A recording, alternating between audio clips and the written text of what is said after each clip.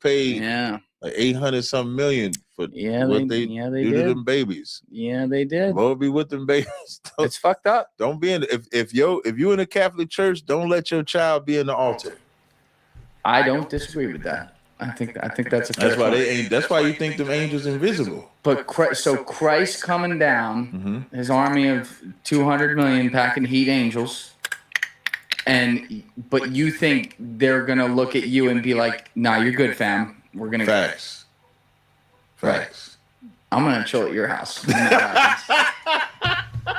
I'm gonna tell you, I got them all. I got Tommy over here, Julian, Kane, they all. Keegan. Keegan. Miguel's fucking. No. I'm saying I got them all here for y'all to get them. Not no. Wait a minute. Don't tell us out. This isn't Anne Frank's closet. Come on. This has a happy ending. No sweat. Yeah. I mean, it's gonna be happy for me for sure.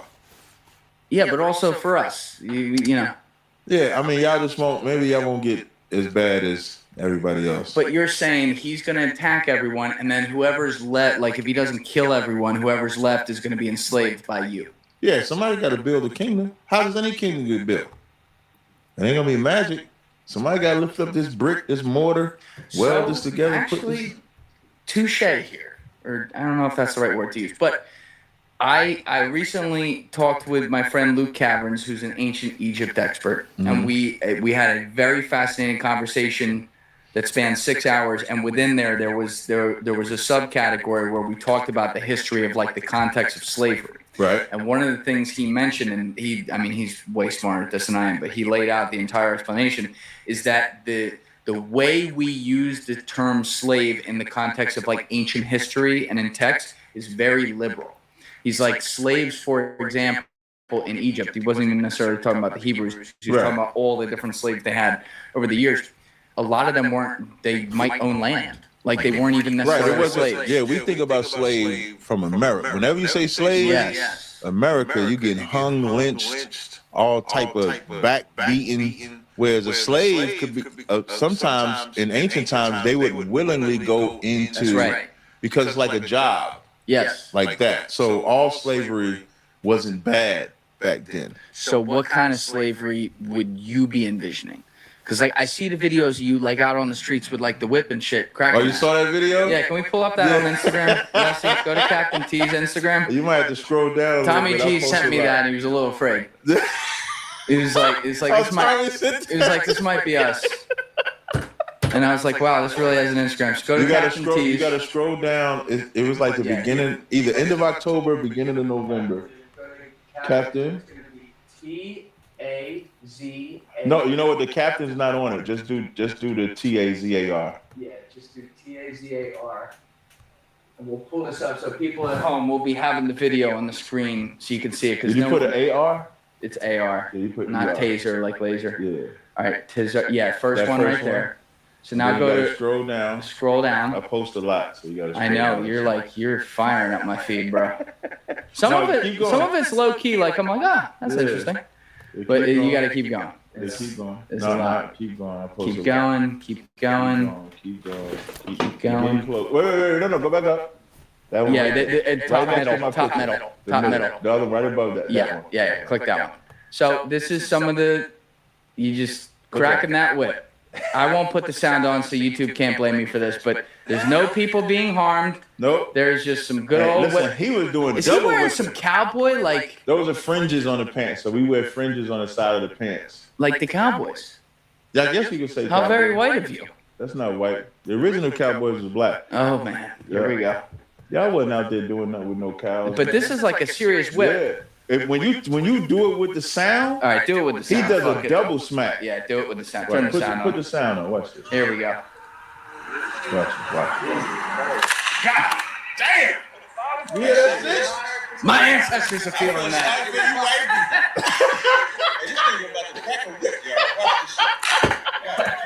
I should say my descendants are feeling that. That's a serious whip. So that's what you. But this is the thing, Captain. You know, the Bible says reward her double as she rewarded you.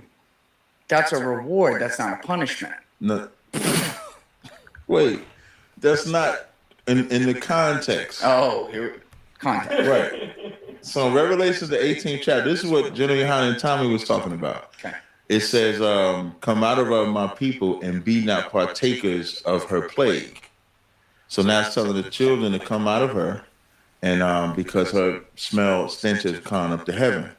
And then when it's saying reward her double as she rewarded you, it's talking about punishing her.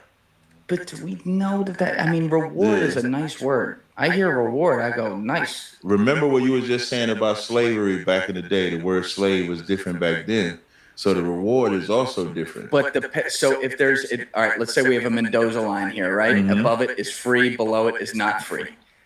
We just had the scale different. This slavery, the way we talk about it, is always here, and all Luke was saying is that it's here, but it's still below the line. Right. If we have the same equilibrium line there, but on one side we have reward, and on the other side we have punishment. I don't think there's anywhere where reward goes on the punishment side, or punishment side goes on the reward side. So when you look up the definition, it says to deliver, right? Mm-hmm.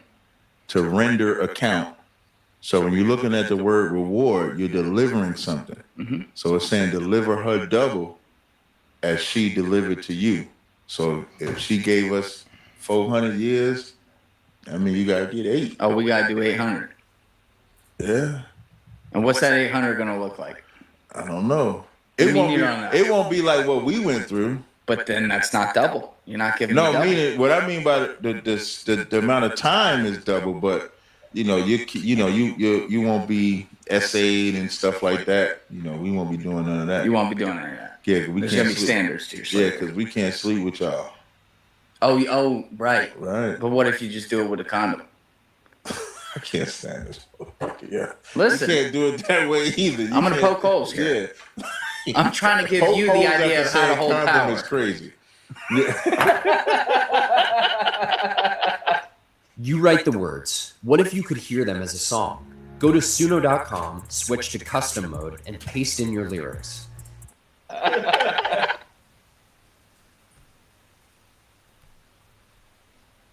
I'm poking holes. That's crazy. It's a shitty fucking condom.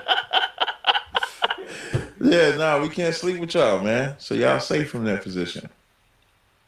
Ain't that righteous? Is it righteous for those that were oppressed to get vengeance against those that oppressed them?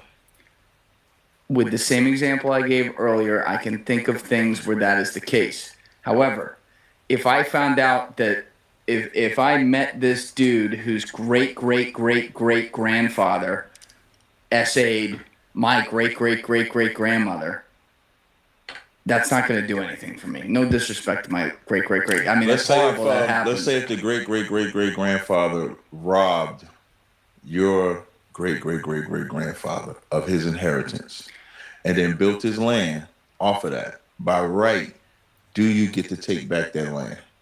I'm a bad guy to ask this because I would not want to take something that I didn't earn.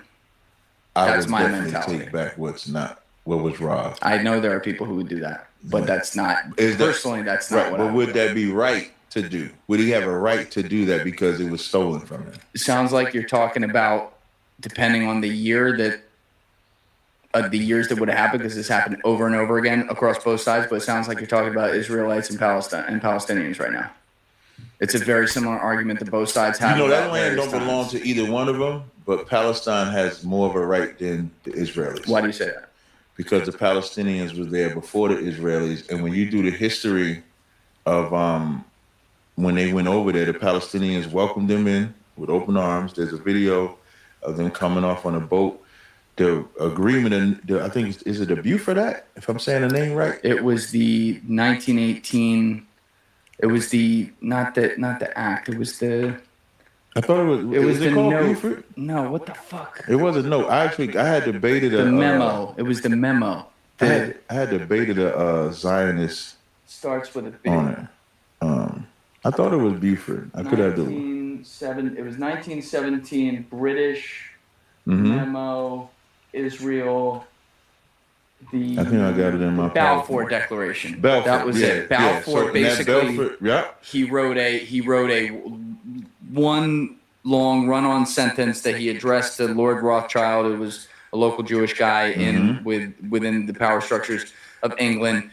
basically saying that Britain would support the creation of an Israeli settlement within the Holy Land confines. And the context there is that Britain, as it would turn out incorrectly, thought that the Jewish community in the United States held sway over, they had some say within the government power to make decisions in the United States, and they wanted the U.S. to get involved in World War I, which ended up happening, but not their calculation that the Jewish people in the U.S. would be able to make that happen was incorrect. That's not what made it happen. Yeah, and there was supposed to be a limit on in that Balfour Declaration. There was a limit of 75,000 immigrants that was only supposed to come. So there was a lot of things that the Palestinians were expecting it to be. And then when the Jewish man came in there, of course, we see that it didn't happen that way. And so that's why it's just been consistent war. So I'm not for either.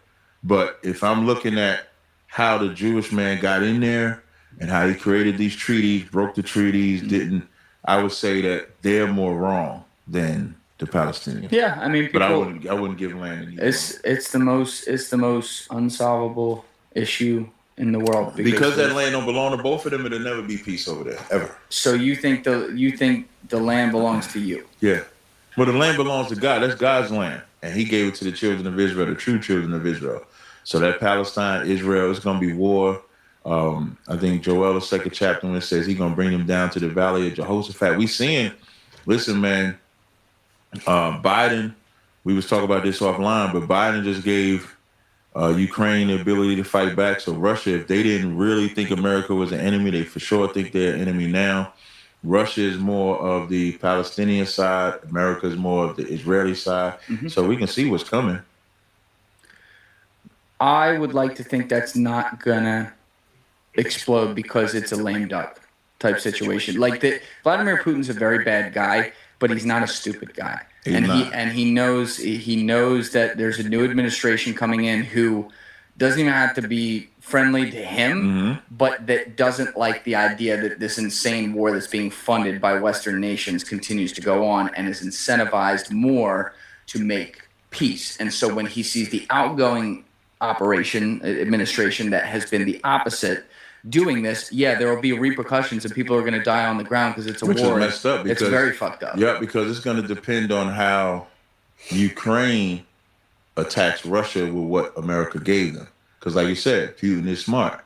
But let's say Ukraine just started launching a whole bunch of shit at Russia.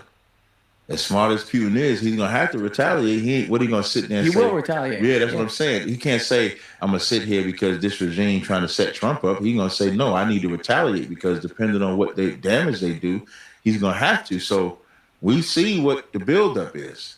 There's no doubt that there is a boiling kettle around the world, and both of these two. And even I didn't see that coming. I didn't see Biden. And when we're saying Biden because Biden is the name, but of course Biden ain't know what the Biden fuck is ain't going making on. no. He probably high. They sent him another missile. Great, Donnie. They sent him a missile. Holy shit! So he's not the one. He's just the face, but he's not the one pulling the strings behind him. I agree. So it's definitely an agenda. And here's the other side. Like imagine this is what would this have happened if Kamala won? People got to ask that question too. Because I think there's an intent for them to mess up the regime as Trump coming in. And I'm not a Trump supporter at all. Trump is a criminal. I know. We laid that out. Yeah, Trump is definitely. And he hiring criminals. He hiring people with some shaky backgrounds. Some of the people, some of them have got some shaky backgrounds. And so we're gonna see a whole show in America. Get ready for the presidential apprentice show. That's what we're about to see. Listen, he's an entertainer. Every day we wake up, we're gonna see something else. He got a dance. He got a little dance they doing and everything. The YMCA dance. I heard that's your favorite song, by the way. Hell no, you didn't. That's the LeBiticu's favorite song, the YMCA. You're not dancing with your diddle store? Hell no. That's the LeBiticu's. That's their favorite.